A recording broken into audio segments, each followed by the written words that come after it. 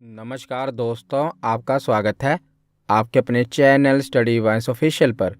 तो आज की इस वीडियो में हम मानव नेत्र के बारे में पढ़ेंगे। तो ये इम्पोर्टेंट टॉपिक है और यहाँ से आपको एक न एक प्रश्न जरूर देखने को मिलेगा। तो इस वीडियो में हम पूरी आँख की संरचना देखेंगे और लास्ट में प्रीवियस ईयर क्वेश्चन को भी कवर करेंगे। तो चलिए बिना देरी किए हुए वीडियो को शुरू करते हैं। तो चलिए वीडियो की शुरुआत करते हैं। तो सबसे पहले देखते हैं कि मानव नेत्र होता क्या है। तो मानव नेत्र शरीर का वह अंग है जो विभिन्न उद्देश्यों से प्रकाश के प्रति क्रिया करता है। यानी कि हमारी आँखें लाइट से रिएक्ट करती हैं, प्रकाश के प्रति क्रिया करती हैं। तो आँख वह इंद्रिय है जिसकी सहायता से हम देखते हैं। तो हमारी जो देखने की क्षमता है ये किसके कारण है? हमारी आँखों के कारण ही हम ये दुनिया देख पाते हैं। तो मानव नेत्र लगभग 1 करोड़ रंगों में अंतर कर सकता है। तो आपको लगता होगा इतने तो रंग होते ही नहीं होंगे, 1 करोड़ रंग। हमने तो स्कूल में बहुत ही कम रंगों के बारे में पढ़ा है। तो एक एक रंग में भी बहुत सारे शेड होते हैं। जैसे लाल रंग है ना, तो हमने तो सिर्फ लाल रंग के बारे में ही पढ़ा है, लेकिन लाल रंग के अंदर भी कई सारे शेड्स होते हैं। तो जो हमारी आँखों की क्षमता है ना, वो 1 करोड़ रंगों में अंतर कर सकती है। और मानव आँख का जो व्यास है ये लगभग 2.5 सेंटीमीटर होता है और यह लगभग एक गोलाकार गेंद होती है जो कि तरल पदार्थ से भरी होती है। तो जो हमारी आँखों की संरचना है, अगर हम बाहर से देखें अपनी आँखों को, तो ऊपर और नीचे पलकें होती हैं जिन्हें लिड कहा जाता है। ऊपर वाली टॉप लिड यानी ऊपर की पलक और नीचे वाली बॉटम लिड नीचे की पलक। और जो ये पलकें होती हैं इनके ऊपर आई लैश होते हैं। तो जो आई लैश होती हैं ये हमारे आँखों को धूल मिट्टी वगैरह इससे बचाती हैं। उसके बाद जो हमारी आँखों का सफ़ेद वाला भाग होता है इसे स्क्लेरा कहते हैं। इनके बारे में आगे हम पढ़ेंगे। पहले मैं आपको एक थोड़ी सी इन्फॉर्मेशन दे रहा हूँ। तो आँखों का जो वाइट वाला भाग होता है इसे स्क्लेरा कहा जाता है। और जो हमारे आँखों के बीच में जो रिंग टाइप गोल वाला भाग होता है जिसे हमारी आँखों का कलर डिसाइड होता है उसे आइरिस कहा जाता है। और आइरिस के बीच में काले रंग का डॉट होता है। सबकी आँखों में जो आइरिस का रंग है वो तो अलग हो सकता है, किसी का ब्लैक हो सकता है, किसी का ब्राउन, किसी का ब्लू, लेकिन जो बीच में पुतली होती है ना वो हमेशा काली होती है। तो जो प्यूपिल होती है, पुतली होती है आँख की, ये काले रंग की होती है। तो ये तो आँख की बाहर से संरचना है। अगर हम आँख के अंदर से संरचना देखें तो देखिए, आँख का जो सबसे बाहरी आवरण होता है उसे कॉर्निया कहा जाता है। अगर आप अपनी आँख के बीच में टच करेंगे ना तो आपको जो इसके ऊपर की चिकनी परत है ना वही कॉर्निया होती है। तो आँख के ऊपर जो चिकनी सी परत है वो कॉर्निया होती है। इसी के कारण आँख में उभार होता है। तो आँख का जो ये उभरा हुआ भाग है इसे कॉर्निया कहते हैं। और इस कॉर्निया के पीछे आइरिस होती है। मैंने आपको बताया कि जो रिंग टाइप भाग होता है, जो हमारी आँख का सफ़ेद वाला भाग है, उसे स्क्लेरा कहेंगे। स्क्लेरा के बीच में आप देखेंगे तो ये क्या होता है? आइरिस होता है। और आइरिस के बीच में आँख की पुतली होती है जिसे प्यूपिल कहते हैं। इनके बारे में आगे हम डिटेल में पढ़ेंगे, पर पहले यहाँ पर इसकी संरचना देख रहे हैं। इसके बाद इसके पीछे हमारी आँख का लेंस होता है। और जो ये लेंस होता है ना, इसको कौन सी मांसपेशी पकड़ कर रखती है? तो सिलेरी मांसपेशी इसको पकड़ कर रखती है, ऊपर और नीचे दोनों तरफ से। जो हमारी आँख का लेंस है इसे कौन सी मांसपेशी पकड़ कर रखती है? तो सिलेरी मांसपेशी।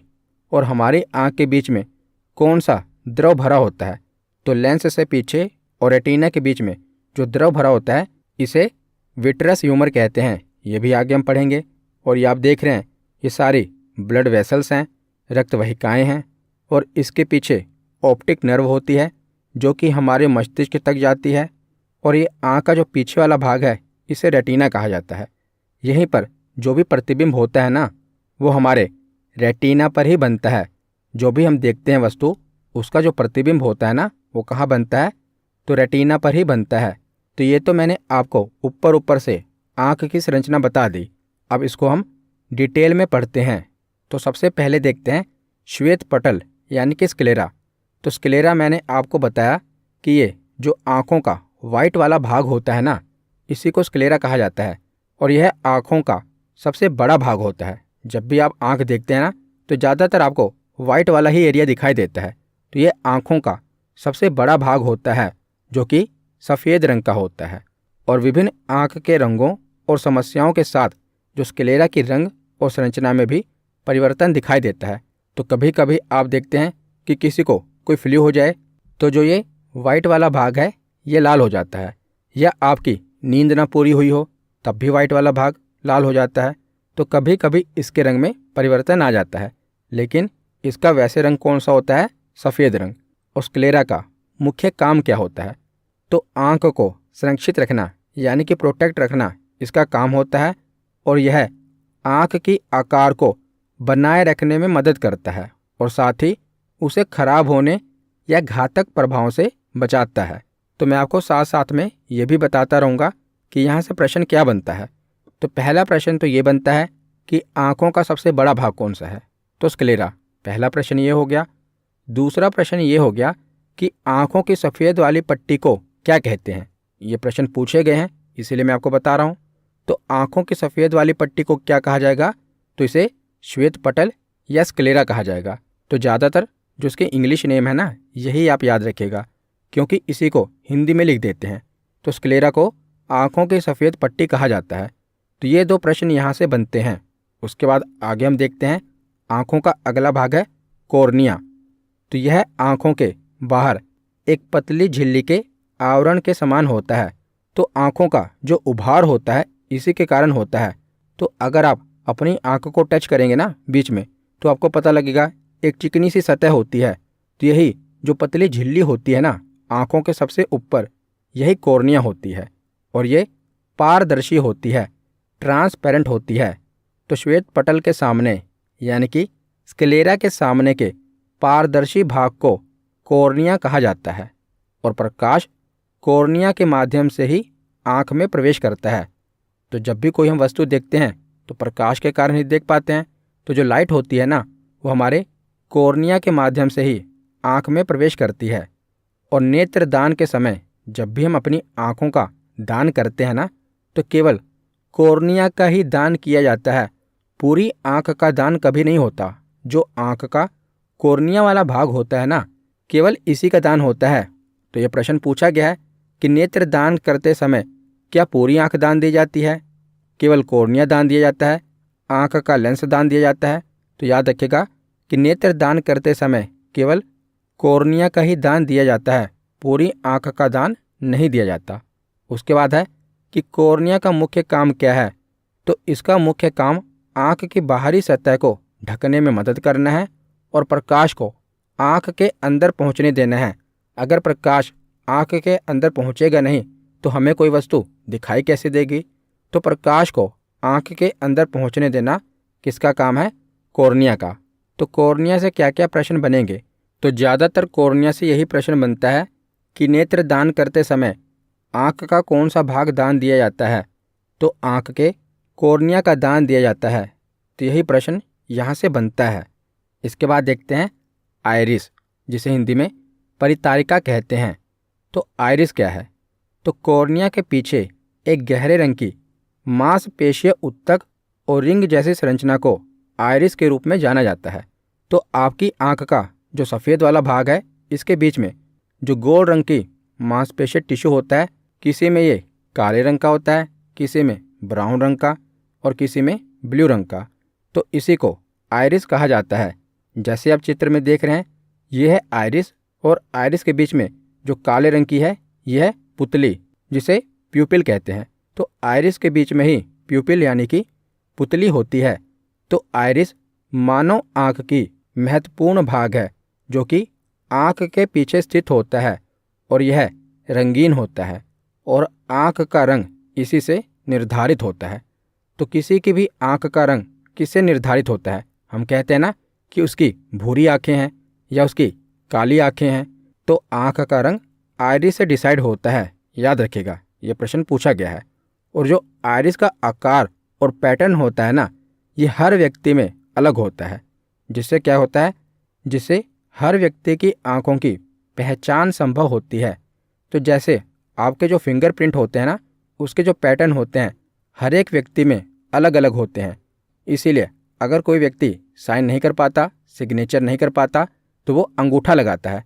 क्योंकि हर एक व्यक्ति के जो अंगूठे के निशान यानी कि फिंगरप्रिंट के निशान होते हैं वो अलग अलग होते हैं। इसी प्रकार जो हमारी आइरिस होती है ना, इसमें भी पैटर्न बने होते हैं। इसको अगर आप जूम करके देखेंगे ना तो इसमें पैटर्न बने होते हैं। तो हर एक व्यक्ति के आइरिस का जो पैटर्न होता है वो अलग अलग होता है। इसीलिए आप देखते हैं कि जब आप आधार कार्ड बनवाने जाते हैं तो वहाँ पर आपकी आँखों का स्कैन होता है ना, आपके आगे दूरबीन की तरह एक पहनाया जाता है, उसे आइरिस स्कैनर कहते हैं। तो उसके द्वारा क्या किया जाता है, तो उसके द्वारा आपकी आइरिस का स्कैन किया जाता है। तो कई कई जगहों पर जहाँ पर बायोमेट्रिक स्कैन होते हैं ना, वहाँ पर आपकी आइरिस का स्कैन होता है। क्योंकि हर एक व्यक्ति की जो आइरिस होती है उसमें जो पैटर्न होते हैं अलग अलग होते हैं। तो ये भी याद रखिएगा। उसके बाद है कि आइरिस के मध्य में एक छिद्र होता है जिसे प्यूपिल्स कहा जाता है, जो कि रोशनी को आँख के अंदर प्रवेश कराने का कार्य करता है। तो आइरिस के मध्य में प्यूपिल यानी कि पुतली होती है। तो आइरिस प्रकाश के प्रवेश को नियंत्रित करने के लिए पुतली के आकार को बदलने में जिम्मेदार होता है। तो आप देखेंगे ना, जो आपके आँख की पुतली होती है, तो पुतली कौन सी होती है, मैंने आपको बताया ना कि जो आइरिस है उसके बीच में जो ब्लैक रंग का डॉट आप देखेंगे, ये क्या है, ये आँख की पुतली है। और जो प्रकाश होता है वो आँख की पुतली से ही आँख के अंदर प्रवेश करता है। तो कभी आप देखेंगे कि जो पुतली है ये छोटी हो जाती है और कभी ये पुतली बड़ी हो जाती है। तो ये छोटी कब होती है और बड़ी कब होती है, तो जब भी तेज प्रकाश होता है ना, जैसे आप बाहर धूप में अचानक से निकलें या आपकी आंखों के आगे तेज प्रकाश आ गया, बहुत तेज़ी से रोशनी आ गई, तो ये पुतली छोटी हो जाएगी। क्योंकि इसी के माध्यम से प्रकाश हमारी आंखों के अंदर प्रवेश करता है। तो आप वैसे सोचिए कि जब बहुत ज़्यादा प्रकाश होगा तो क्या होगा, पुतली सिकुड़ जाएगी। लेकिन जब बहुत कम प्रकाश होगा तो ये पुतली बड़ी हो जाएगी। क्योंकि उस समय आँखों के अंदर ज़्यादा प्रकाश की ज़रूरत है, ये पुतली अपने आप को बड़ा कर लेगी। तो कम प्रकाश में जो आँखों की पुतली होती है ये बड़ी हो जाती है और तेज़ प्रकाश में जो आँखों की पुतली होती है ये छोटी होती है। और इस पुतली को छोटा बड़ा करने के लिए जिम्मेदार कौन होता है, तो जो आइरिस है ना, यही इसको नियंत्रित करती है। यानी कि पुतली के आकार को बदलने में जो आइरिस है यही जिम्मेदार होती है। कभी कभी आप देखेंगे कि आप छत पर गए हैं, वहाँ पर बहुत तेज़ रोशनी है और जैसे ही आप कमरे के अंदर प्रवेश करते हैं, भले ही कमरे में रोशनी हो लेकिन आपको थोड़े समय के लिए दिखाई नहीं देता, आप तुरंत लाइट जला लेते हैं। जबकि कमरे में रोशनी होती है लेकिन आप ज़्यादा रोशनी से कम रोशनी में आए हैं, तो अभी आपकी जो आँखों की पुतली है, पहले जब तेज़ रोशनी में थे तो वो सिकुड़ चुकी थी। अब आप कमरे में प्रवेश कर गए, इसीलिए आपको अंधेरा दिखाई देगा। लेकिन धीरे धीरे जो पुतली है अपने आप को फैलाने लगेगी, तब आपको कमरे में भी दिखाई देने लगेगा। तो तेज़ प्रकाश में जो पुतली होती है छोटी हो जाती है और कम प्रकाश में पुतली बड़ी हो जाती है। तो आइरिस से क्या क्या प्रश्न बनता है, तो पहला प्रश्न तो ये कि जो आँख का कलर होता है ये किससे डिसाइड होता है, तो आइरिस से ही आँख का रंग निर्धारित होता है। और दूसरा प्रश्न ये कि बायोमेट्रिक के समय आँख का कौन सा भाग स्कैन होता है, तो आइरिस को ही स्कैन किया जाता है। और तीसरा प्रश्न ये कि जो पुतली होती है इसके आकार को कौन नियंत्रित करता है, तो आइरिस ही पुतली के आकार को नियंत्रित करती है। तो ये 3 प्रश्न आपको यहाँ से याद करने हैं। उसके बाद आगे है पुतली, जो कि हमने पढ़ा, प्यूपिल। तो आइरिस में एक छोटा सा छिद्र पुतली के रूप में जाना जाता है। जो आइरिस है इसके बीच में पुतली होती है और ये हमेशा ही काले रंग का होता है।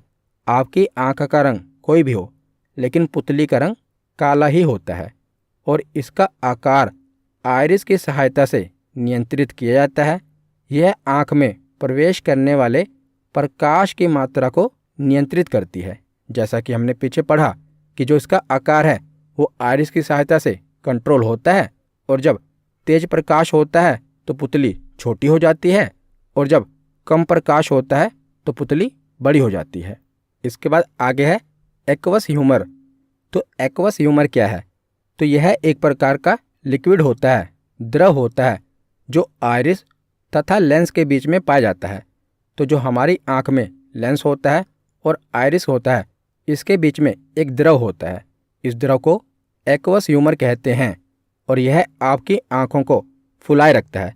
आपकी आँखें आगे से फूली हुई हैं तो यह क्या करता है, आपकी आँखों को फुलाए रखता है, क्योंकि इसके बीच में लिक्विड भरा होता है। और इसके अलावा यह आँख के अंदरूनी हिस्से यानी कि लेंस और कॉर्निया को अंदर से पोषण देता है और पोषण के साथ उस पर जो वेस्ट होता है, मेटाबोलाइट्स होता है, उसको भी ये हटाता है। तो जो एक्वस ह्यूमर होता है ये कहाँ पर पाया जाता है, तो ये आँखों के आइरिस तथा लेंस के बीच में पाया जाता है। तो दो लिक्विड हैं, एक है एक्वस ह्यूमर और दूसरा है विट्रस ह्यूमर।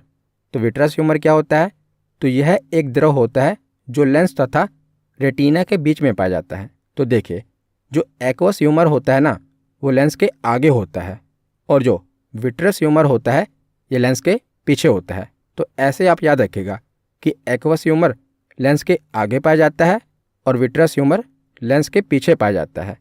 तो यह एक द्रव होता है जो लेंस तथा रेटिना के बीच में पाया जाता है। और विट्रस ह्यूमर का मुख्य काम क्या है, तो आँख को अपनी स्थिति में बनाए रखना, आँख की संरचना को स्थिर रखना और आँख के आकार को मध्यम स्थिति में बनाए रखना। जैसा कि आप देख ही रहे हैं कि आँख गोलाकार है, तो ज़्यादातर जो बीच में ये कौन सा लिक्विड भरा हुआ है, तो यही विट्रस ह्यूमर भरा हुआ है। और यह पदार्थ आँख के बीच की जगह को भरता है और आँख के अंदर की दिशा को पोषित करता है। तो आँख के अंदर की दिशा को ये पोषण देता है और आँख के अंदर ये द्रव भरा होता है। कौन सा, विट्रस ह्यूमर। इसके बाद है लेंस। तो पुतली के पीछे एक पारदर्शी संरचना होती है, ट्रांसपेरेंट स्ट्रक्चर होता है, जिसे लेंस कहा जाता है। और जो लेंस होता है इसे कौन पकड़ कर रखता है, तो सिलेरी मांसपेशियाँ इसे पकड़ कर रखती हैं। तो पहले हम सिलेरी मांसपेशियों के बारे में पढ़ लेते हैं कि सिलेरी मसल कौन सी होती हैं। तो आप देख रहे हैं कि बीच में जो वाइट रंग का है ये लेंस है। तो इसको ऊपर और नीचे दोनों तरफ से किसने पकड़ कर रखा है, तो सिलेरी मसल ने पकड़ कर रखा है। नहीं तो जो लेंस है वो अपनी जगह से हट जाए। तो इसे पकड़ कर कौन रखता है, तो सिलेरी मसल इसे पकड़ कर रखती हैं। तो सिलेरी मांसपेशियाँ लेंस को पकड़ कर रखती हैं और ये लेंस की फोकस दूरी को भी नियंत्रित करती हैं। जैसे आप किताब पढ़ रहे हैं तो आपकी जो फोकस दूरी है ये कम दूरी पर है, लेकिन उसी समय आप दूर देखते हैं तो अब आपकी फोकस दूरी बढ़ गई ना। तो आपकी आँख को भी तो जो अपनी फोकस दूरी है वो बढ़ानी और घटानी पड़ती है। तो ये फोकस दूरी बढ़ती और घटती कैसे है, तो इसका नियंत्रण सिलेरी मांसपेशी करती है। कैसे, तो मैंने आपको लेंस वाली वीडियो में बताया था कि जो भी लेंस जितना पतला होगा उसमें से जो प्रकाश है वो उतना आगे तक गुजर पाएगा, लेकिन अगर लेंस मोटा होगा तो उसमें से जो प्रकाश है वो ज़्यादा दूर तक नहीं जा पाएगा। यानी कि अगर हमें दूर देखना है तो दूर देखने के लिए क्या होना पड़ेगा, हमारे लेंस को पतला होना पड़ेगा। लेकिन अगर हमें कोई नज़दीक की चीज़ पर फोकस करना है तो लेंस को मोटा होना पड़ेगा। तो ये लेंस को मोटा और पतला करता कौन है, तो सिलेरी मसल करती हैं। कैसे करती हैं, तो जब सिलेरी पेशियाँ फैलती हैं तो लेंस मोटा हो जाता है। फैलने का मतलब क्या है कि ऊपर और नीचे दोनों तरफ से जब हमारे लेंस पर दबाव पड़ता है तो जो लेंस है, जाहिर सी बात है, ऊपर से भी और नीचे से भी जब प्रेशर पड़ रहा है तो लेंस मोटा हो जाता है। तो इससे क्या होगा, इसकी फोकस दूरी कम हो जाएगी। जब हम नज़दीक की चीज़ें पढ़ रहे हैं तो इसके लिए कम फोकस दूरी चाहिए। उस समय जो ये पेशियाँ होती हैं ये फैल कर लेंस पर दबाव डालती हैं, और जब हमें दूर की चीज़ पर फोकस करना होता है तब ये सिलेरी पेशियाँ सिकुड़ती हैं, जिससे क्या होता है कि जो प्रेशर होता है वो रिलीज़ होता है। तो जो नेत्र का लेंस होता है ये भी पतला हो जाता है और इससे हमारी जो फोकस दूरी है बढ़ जाती है। तो सिलेरी मसल का बहुत ही इम्पोर्टेंट रोल है। ये क्या करती है, हमारे लेंस को पकड़ कर रखती है और लेंस की फोकस दूरी को भी ये कंट्रोल करती है। तो वापस अब हम लेंस के बारे में पढ़ते हैं। तो पुतली के पीछे एक पारदर्शी संरचना होती है जिसे लेंस कहा जाता है, और सिलेरी मांसपेशियों की क्रिया से ये रेटिना पे प्रकाश को केंद्रित करने के लिए अपना आकार बदलता है। तो जो हमारे आँख में प्रतिबिंब बनता है ये कहाँ पर बनता है, तो पीछे आप देख रहे हैं रेटिना पर प्रतिबिंब बनता है। और मैंने आपको बताया कि फोकस दूरी कौन कंट्रोल करता है, तो सिलेरी मांसपेशियाँ कंट्रोल करती हैं। तो दूर की वस्तुओं पर ध्यान केंद्रित करने के लिए जो ये लेंस है यह पतला हो जाता है, और पास की वस्तुओं पर ध्यान केंद्रित करने के लिए यह मोटा हो जाता है। जैसा कि आप ये इमेज में भी देख रहे हैं कि दूर की वस्तुएं अगर हमें देखनी है तो लेंस को पतला होना पड़ेगा, और नज़दीक की वस्तुओं पर अगर हमें अपना ध्यान केंद्रित करना है तो ये जो लेंस है ये मोटा हो जाता है। और जो मानव लेंस है ना, ये कौन से लेंस की भांति कार्य करता है, कई बार एग्जाम में पूछा गया है। तो जो मानव लेंस है ये उत्तल लेंस की भांति कार्य करता है। इसके बाद आगे हम रेटिना के बारे में पढ़ते हैं। तो मनुष्य की आँख के पिछले पर्दे को रेटिना कहा जाता है, और मानव आँखें एक वस्तु का प्रतिबिंब उसके रेटिना पर बनाती हैं। तो जो भी चीज़ हम देखते हैं, जो भी वस्तु हम देखते हैं, उसका प्रतिबिंब हमारी आँख के किस भाग पर बनता है, तो रेटिना पर बनता है। और रेटिना आँखों से अंदर पीछे की तरफ एक उत्तक की एक पतली सी परत जैसा होता है, और यह ऑप्टिकल नस के पास होता है। तो पीछे ऑप्टिकल नर्व्स होती हैं जो कि हमारे मस्तिष्क में जाती हैं। उसके आगे आप देखेंगे कि रेटिना होता है, और यहीं पर प्रतिबिंब बनता है। तो रेटिना का काम है उस रोशनी को प्राप्त करना जिसे लेंस ने फोकस किया है, और उस रोशनी को सामान्य संकेतों में बदलकर मस्तिष्क को संकेत भेजना ताकि आप देख सकें। तो यहाँ से ये प्रश्न बनता है कि हमारी आँख के किस भाग पर प्रतिबिंब बनता है, तो रेटिना पर बनता है। और आँख का पर्दा किसे कहा जाता है, तो रेटिना को ही आँख का पर्दा कहा जाता है। और नेत्र के रेटिना पर जो भी प्रतिबिंब बनता है ना, ये वास्तविक तथा उल्टा बनता है। वेरी वेरी वेरी इंपॉर्टेंट, बहुत बार पूछा गया है कि आँख की रेटिना पर जो प्रतिबिंब बनता है, इमेज बनती है, वो कैसे बनती है, तो वो वास्तविक और उल्टी बनती है। तो आप तो कहते होंगे कि हम तो जो भी वस्तु देखते हैं वो तो हमें सीधी दिखाई पड़ती है, तो ये प्रतिबिंब उल्टा कैसे बनता है। तो देखिए, जो भी प्रतिबिंब है, जैसे आप ये डायग्राम देख रहे हैं कि सामने एक बल्ब है, इसका जो प्रतिबिंब है ये रेटिना पर उल्टा बनता है। लेकिन ये उल्टा प्रतिबिंब हमें सीधा दिखाई कैसे देता है, क्योंकि इसके बाद ये जो संकेत है दिमाग को भेजा जाता है, और ये जो हमारा दिमाग है इस प्रतिबिंब को हमें सीधा दिखाता है। यानी कि रेटिना पर तो प्रतिबिंब उल्टा बनता है, लेकिन जो हमारा ब्रेन है ना, मस्तिष्क है, उस इमेज को सीधा करके दिखाता है।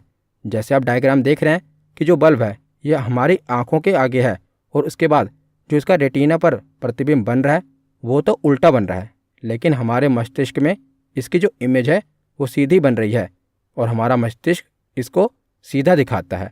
तो आपसे प्रश्न क्या पूछा जाता है कि नेत्र के रेटिना पर बनने वाला प्रतिबिंब कैसा होता है, तो ये वास्तविक तथा उल्टा होता है। इसके बाद आगे है ऑप्टिक नर्व, जिसे ऑप्टिक तंत्रिका कहते हैं। तो ऑप्टिक नर्व आँख जो देखती है उसकी छवियाँ मस्तिष्क तक पहुँचाती है। जैसे मैंने आपको बताया कि जो प्रतिबिंब बनता है ये तो रेटिना पर बनता है, पर उसके बाद जो इसकी इमेज है वो मस्तिष्क तक पहुँचाता कौन है, तो ऑप्टिक नर्व इसकी इमेज हमारे मस्तिष्क तक पहुँचाती है। और जो हमारी ऑप्टिक तंत्रिकाएँ होती हैं ना, ये दो प्रकार की होती हैं। इसमें से एक कोन्स होती है जिसे शंकु कहते हैं, और दूसरी सेल होती है रोड सेल, जिसे छड़ कोशिकाएं कहते हैं। तो जो ऑप्टिक तंत्रिकाएं हैं इसमें दो प्रकार की कोशिकाएं होती हैं, शंकु कोशिकाएं और छड़ कोशिकाएं। छड़ को हिंदी में शलाका कोशिकाएं भी कहा जाता है, पर आप इंग्लिश में याद रखिएगा कोन सेल और रोड सेल। तो कोन सेल और रोड सेल क्यों कहते हैं, क्योंकि ये जो कोशिकाएं होती हैं ना, इनको आप देखेंगे तो जो रोड सेल है वो एक रोड की भांति होती है, इसीलिए से रोड सेल कहते हैं। और जो कोन सेल है वो एक कोन यानी कि शंकु की तरह होती है, उसकी शेप जो आकृति है ना वो शंकु की तरह होती है, इसीलिए से कोन सेल कहते हैं। तो इनका काम क्या है, तो इनका काम देख लेते हैं। पहले देखते हैं कि रोड सेल का काम क्या है। तो ऐसी कोशिकाएं जो लंबी, पतली और बेलनाकार होती हैं, अथवा ऐसी कोशिकाएं जिनका आकार दंडाकार होता है, रोड की तरह होता है, उसे रोड सेल कहते हैं। इनका काम क्या है, तो यह प्रकाश की मात्रा को इंगित करता है, इसी के माध्यम से कम प्रकाश में भी देखा जा सकता है। तो जो हमारी आँखें हैं ये कम प्रकाश में भी देख पाती है ना। कई सारे जानवर हैं जो कम प्रकाश में नहीं देख पाते, लेकिन हम जो मनुष्य हैं ये कम प्रकाश में भी देख पाते हैं। तो क्यों देख पाते हैं, तो इसी रोड सेल के कारण ही हम कम प्रकाश में देख पाते हैं। और जो उल्लू होता है ना, उल्लू की दृष्टि पटल पर बड़ी संख्या में ये रोड सेल होते हैं, जिसके कारण इसकी रात की दृष्टि काफ़ी तेज होती है। तो आपको पता होगा कि जो उल्लू है उसे रात को दिखाई पड़ता है, तो उसकी रात की जो दृष्टि होती है वो काफ़ी तेज क्यों होती है? तो इसी रोड सेल के कारण उसकी रात की दृष्टि तेज होती है, क्योंकि उल्लू की आंखों के अंदर जो रोड सेल है इसकी संख्या काफ़ी अधिक होती है। तो रोड सेल का काम क्या है? तो कम प्रकाश में देख पाना। ये किसके कारण होता है? रोड सेल के कारण होता है। अब दूसरा है कोन सेल। तो कोन सेल का काम क्या है? तो ऐसी कोशिकाएं जो मोटी और छोटी होती हैं अथवा जो शंकुआकार होती हैं उन्हें कोन सेल कहते हैं, यानी कि शंकु कोशिका कहते हैं। तो इसका काम क्या है? तो कोन सेल के कारण ही मनुष्य को विभिन्न रंगों का ज्ञान होता है। तो जो हम डिफरेंट कलर देखते हैं ये किस कारण देख पाते हैं? तो कोन सेल के कारण देख पाते हैं। तो सी से कोन और सी से कलर, इससे आप रिलेट कर सकते हैं कि एक तो कम प्रकाश वाला सेल कौन सा हो गया। जब भी आपको कन्फ्यूज़न हो कि रोड सेल और कोन सेल इनका काम क्या है, आपको ये तो पता चल जाएगा कि एक कम प्रकाश में देखने के काम आता है और एक से हमें विभिन्न रंगों का ज्ञान होता है। तो विभिन्न रंगों का ज्ञान किससे होता है? कोन सेल से होता है। तो सी से कोन, सी से कलर। तो कोन सेल के कारण ही हमें विभिन्न रंगों का ज्ञान होता है। और जो ये शंकु तंत्रिका कोशिकाएं हैं ये तेज रोशनी के प्रति अधिक संवेदनशील होती हैं, क्योंकि अगर कम रोशनी होगी तो जो कलर है वो हमें सही से नहीं दिखाई देंगे ना। तो क्या आप कम रोशनी में विभिन्न रंगों के अंदर अंतर कर पाते हैं? कई जो चमकीले रंग हैं उनके अंदर तो आप अंतर कर पाएंगे, लेकिन कई जो डल कलर हैं उनके अंदर आप अंतर नहीं कर पाएंगे, क्योंकि जो कौन से सेल हैं जो हमें रंगों का ज्ञान देते हैं ये तेज रोशनी के प्रति ज़्यादा सेंसिटिव होते हैं। उसके बाद आगे देखते हैं तो हमारी आँखों में एक ब्लाइंड स्पॉट होता है और एक येलो स्पॉट होता है। पहले देखते हैं ब्लाइंड स्पॉट। तो यह लेंस तथा रेटिना के मध्य का भाग होता है, जहाँ प्रकाश पहुँच तो पाता है किंतु प्रतिबिंब नहीं बनता। तो जब भी आँख के इस वाले भाग पर प्रकाश पहुँचेगा ना तो यहाँ पर प्रतिबिंब नहीं बनेगा, तो इसे इसलिए ब्लाइंड स्पॉट कहते हैं। और एक है पीत बिंदु, जिसे येलो स्पॉट कहा जाता है। तो यह रेटिना के मध्य में एक वृत्ताकार पीला बिंदु होता है और इसका एक और अन्य नाम भी है। तो क्या नाम है? मैक्यूला भी इसे कहा जाता है। और इस पर बना हुआ प्रतिबिंब हमें बहुत ही क्लियर दिखाई देता है। जैसे जो ब्लाइंड स्पॉट है वहाँ पर तो जो प्रतिबिंब बन रहा है वो हमें दिखाई ही नहीं दे रहा, लेकिन येलो स्पॉट पर जो प्रतिबिंब बनता है वो हमें क्लियर दिखाई देता है। तो दोनों एक दूसरे के विपरीत हैं। तो एक है पीत बिंदु येलो स्पॉट, जिसे मैकुला कहा जाता है, यहाँ पर बना प्रतिबिंब बिल्कुल क्लियर दिखाई देता है। दूसरा है ब्लाइंड स्पॉट, जहाँ पर हमें प्रतिबिंब दिखाई ही नहीं देता, इमेज दिखाई ही नहीं देती। तो ये तो हो गई मानव आँख की संरचना। अब आगे हम जो मानव नेत्र की बीमारियाँ होती हैं वो देख लेते हैं। तो सबसे पहले है निकट दृष्टि दोष, जिसे इंग्लिश में मायोपिया कहा जाता है। तो निकट दृष्टि दोष क्या होता है? तो इसमें हमें निकट की वस्तुएं तो साफ दिखाई देती हैं, लेकिन दूर की वस्तुएं साफ नहीं दिखाई देती। तो ये अपने नाम से उल्टा है। निकट दृष्टि दोष में क्या होगा कि निकट की वस्तुएं तो साफ दिखाई देंगी, लेकिन दूर की वस्तुएं साफ नहीं दिखाई देती। और इसमें जो प्रतिबिंब होता है ये रेटिना के आगे बनता है, तो इसी कारण हमें ये दृष्टि दोष होता है। जैसे आप देखेंगे जो नॉर्मल विज़न होगा वहाँ पर जो इमेज होगी वो रेटिना पर बनेगी, लेकिन जब हमें निकट दृष्टि दोष हो जाएगा, मायोपिया होगा, तो वहाँ पर जो ये प्रतिबिंब बनना था रेटिना पर नहीं बनेगा, बल्कि रेटिना के थोड़ा आगे बन जाएगा। इसी कारण ये निकट दृष्टि दोष होता है। इसमें क्या होता है कि जो हमारी आई बॉल होती है, आँख हमारी गोलाकार संरचना है, तो ये आई बॉल बढ़ जाती है और इसकी जो फोकस दूरी है हमारी आँख की वो घट जाती है, क्योंकि अब हमें जो दूर की वस्तुएं हैं वो साफ नहीं दिखाई पड़ती, धुंधली दिखाई देती हैं, क्योंकि इसकी फोकस दूरी घट जाती है। तो जब भी फोकस दूरी घटेगी जो लेंस की क्षमता है वो बढ़ जाएगी। और इसका प्रभाव क्या होता है? तो निकट की वस्तुएं तो दिखेंगी, लेकिन दूर की वस्तुएं हमें नहीं दिखाई देंगी। और ज़्यादातर व्यक्तियों में जो ऐनक लगती है वो इसी दोष के कारण लगती है कि उनको निकट की वस्तुएं तो दिखाई देती हैं, लेकिन दूर की वस्तुएं धुंधली दिखाई देती हैं। ज़्यादातर जो विद्यार्थियों में भी ऐनक लगी होती है वो इसी दोष के कारण लगती है कि उन्हें निकट की वस्तुएं तो साफ दिखाई दे रही है लेकिन दूर की वस्तुएं साफ नहीं दिखाई देती। तो इसका उपचार क्या होता है? तो इसमें अवतल लेंस के चश्मे का उपयोग होता है। अवतल जिसे अपसारी भी कहते हैं। तो मैंने आपको इसकी ट्रिक बताई थी कि अगर निकट दृष्टि दोष हो या दूर दृष्टि दोष हो, दोनों में कौन से चश्मे का उपयोग होता है, तो इसकी ट्रिक भी मैंने आपको बताई थी। तो इसकी ट्रिक क्या है? तो एक साइड आप लिख लें कि कौन सा दोष है, तो निकट दृष्टि दोष और दूर दृष्टि दोष। तो निकट और दूर में अगर आप अक्षर देखें तो बड़ा कौन सा है?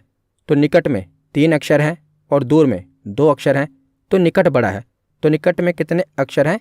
3 अक्षर हैं। तो अगर बीमारी बड़ी है तो लेंस भी बड़ा वाला होगा। तो अवतल और उत्तल में बड़ा कौन सा है? बड़ा मतलब कि अक्षर के हिसाब से तो अवतल में 4 अक्षर हैं और उत्तल में 3 अक्षर हैं। तो बड़ी बीमारी तो बड़ा लेंस, छोटी बीमारी छोटा लेंस। तो निकट में कौन से लेंस का उपयोग होगा? अवतल लेंस का उपयोग होगा और दूर दृष्टि दोष में उत्तल लेंस का उपयोग होगा। तो आगे अब हम दूर दृष्टि दोष देखते हैं। तो इसमें दूर की वस्तुएं तो स्पष्ट रूप से दिखाई देती हैं लेकिन नज़दीक की वस्तुएं स्पष्ट नहीं दिखाई देती। तो मैंने बताया ना, उल्टा है। दूर दृष्टि दोष में क्या होगा? दूर की वस्तुएं तो स्पष्ट रूप से दिखाई देंगी लेकिन जो पास की वस्तुएं हैं ये साफ नहीं दिखाई देती। और इसमें क्या होता है? तो इसमें जो प्रतिबिंब रेटिना पर बनना होता है ना, ये रेटिना पर नहीं बनता बल्कि रेटिना के पीछे बनता है। निकट दृष्टि दोष में क्या था कि जो प्रतिबिंब था वो रेटिना के आगे बनता है, लेकिन दूर दृष्टि दोष में जो प्रतिबिंब है ये रेटिना के पीछे बनता है। तो इसमें जो हमारा आई बॉल है, नेत्र गोलक है, ये घट जाता है। लेंस की जो क्षमता है ये भी घट जाती है। जब क्षमता घटेगी तो फोकस दूरी बढ़ जाएगी। तो इसमें हमें दूर की वस्तुएं तो साफ दिखाई देंगी लेकिन नज़दीक की वस्तुएं साफ नहीं दिखाई देती, तो फोकस दूरी बढ़ जाती है।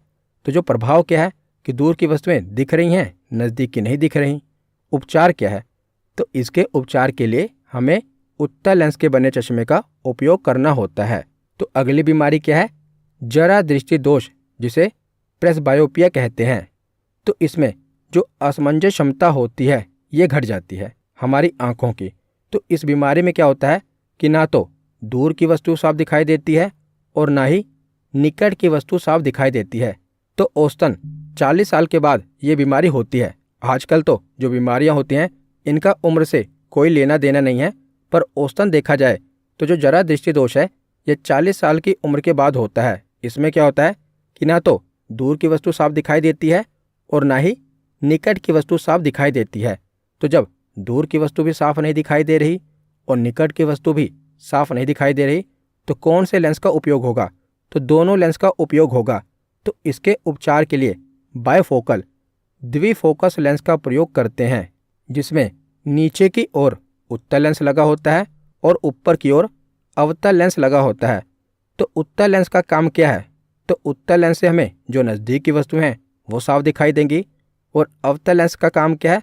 और अवतल लेंस से हमें जो दूर की वस्तुएं हैं ना वो साफ दिखाई देंगी। तो जब आप पढ़ते हैं तो आपको नीचे की ओर देखना होता है, इसीलिए नीचे उत्तल लेंस लगा होता है। और जब आप सीधा देखते हैं तो ऊपर की ओर देखते हैं, इसीलिए ऊपर अवतल लेंस लगा होता है।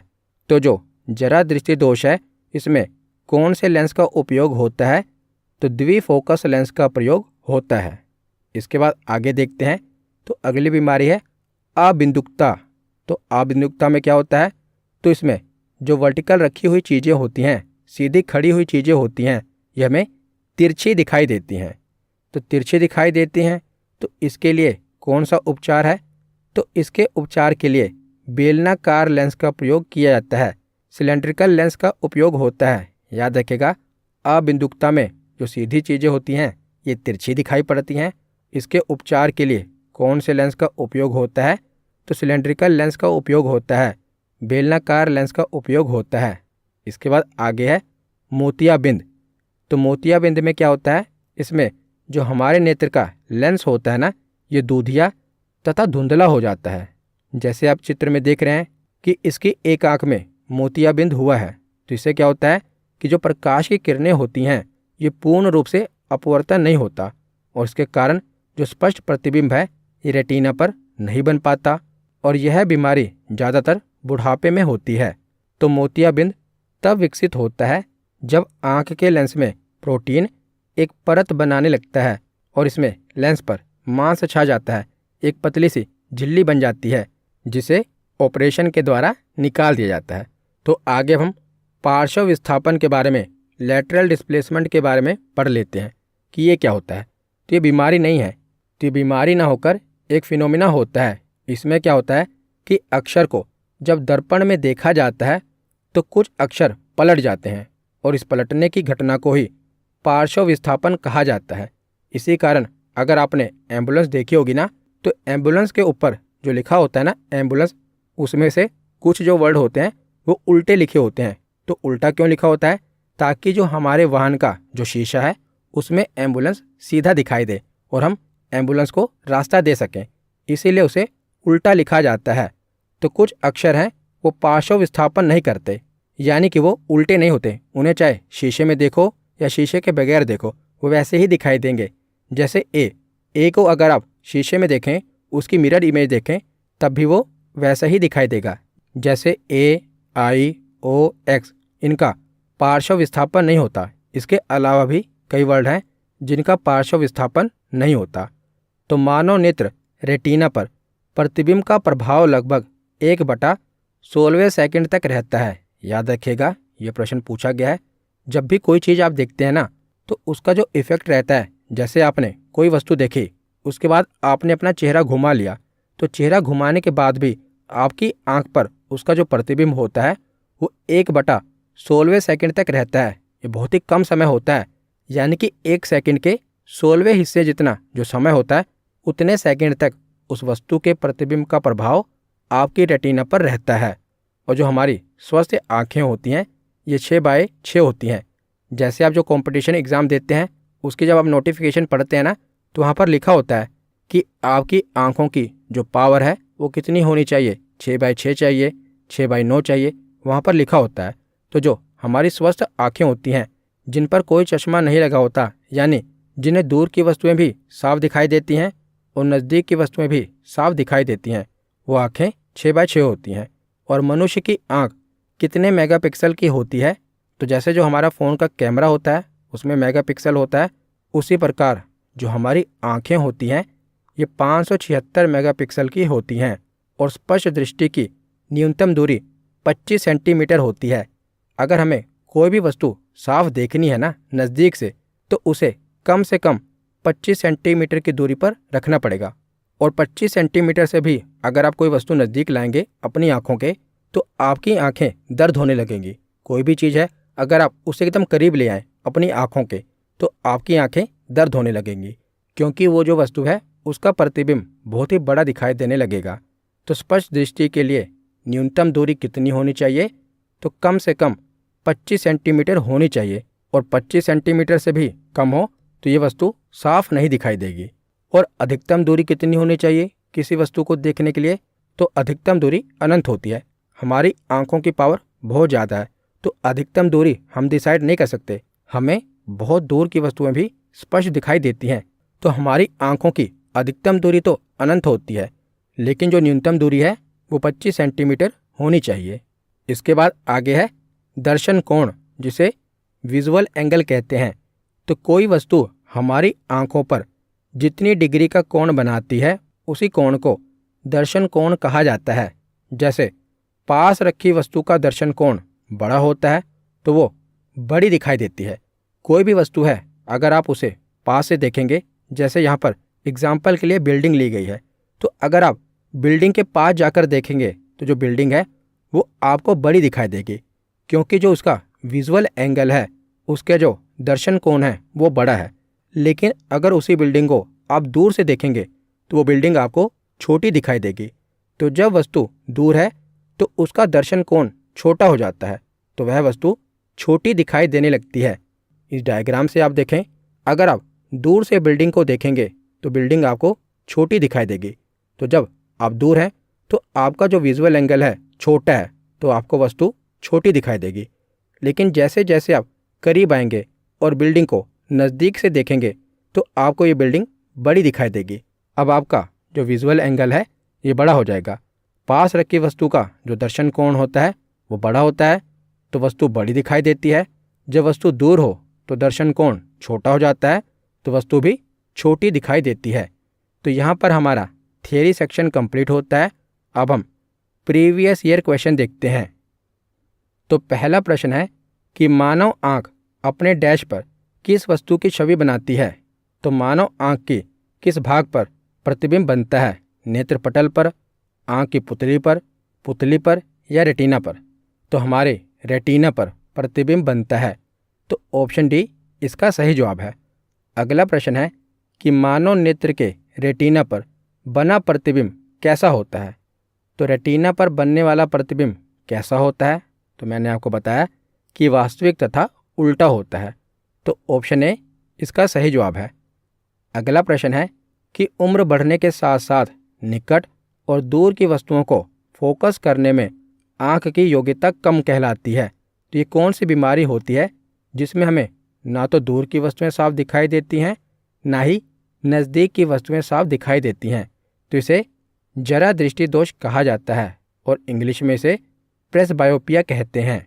तो ऑप्शन ए इसका सही जवाब है। तो अगला प्रश्न है कि नेत्रदान में दाता की आँख के किस हिस्से को प्रतिरोपित किया जाता है, ट्रांसप्लांट किया जाता है। तो नेत्रदान में हम आँख के किस हिस्से को दान करते हैं। तो आँख के कॉर्निया वाले भाग को दान करते हैं। तो ऑप्शन ए इसका सही जवाब है। तो अगला प्रश्न है कि आइरिस का क्या काम होता है। तो आइरिस का काम क्या होता है, आँख में जाने वाले प्रकाश की मात्रा को नियंत्रित करना, आँख में जाने वाले प्रकाश की मात्रा को लौटाना, प्रतिबिंब लेंस को चित्र भेजना या इनमें से कोई नहीं। तो आइरिस का काम होता है आँख में जाने वाले प्रकाश की मात्रा को नियंत्रित करना। तो ऑप्शन ए इसका सही जवाब है। अगला प्रश्न है कि स्वस्थ नेत्र के लिए स्पष्ट दृष्टि की न्यूनतम दूरी कितनी होती है। तो न्यूनतम दूरी पूछी गई है तो इसका सही जवाब है 25 सेंटीमीटर। तो ऑप्शन डी इसका सही जवाब है।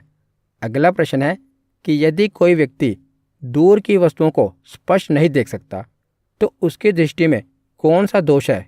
तो इसे नज़दीक की वस्तुएं तो साफ दिखाई दे रही हैं लेकिन दूर की वस्तुएं साफ नहीं दिखाई दे रही। तो इसे कौन सा दोष है। तो इसे निकट दृष्टि दोष है। तो ऑप्शन बी इसका सही जवाब है।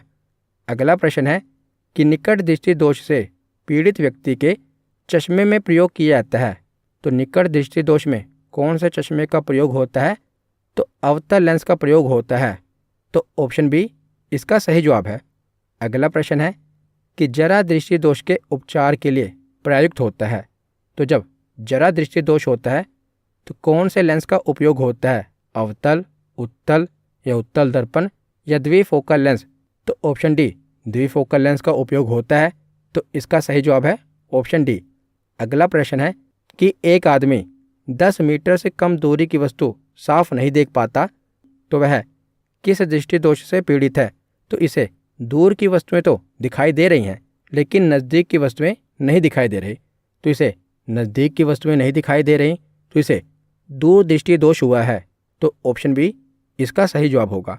तो अगला प्रश्न है कि नेत्र के लेंस के समंजन शक्ति को समायोजित करने के लिए मानव नेत्र का कौन सा हिस्सा जिम्मेदार है।